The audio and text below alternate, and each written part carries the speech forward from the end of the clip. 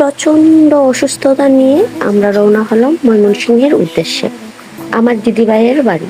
সত্যি বলতে কি, শরীরটা এতটাই খারাপ ছিল যে ক্যামেরা ধরার মতো এনার্জিটাও পাচ্ছিলাম না।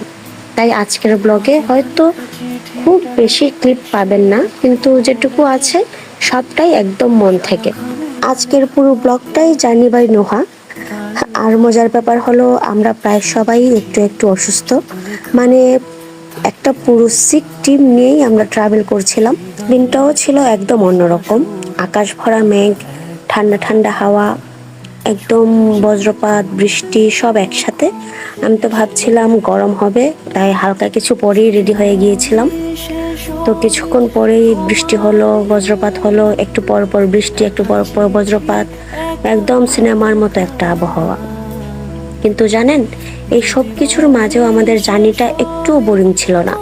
আমরা গাড়িতে বসে দারুণ দারুণ গান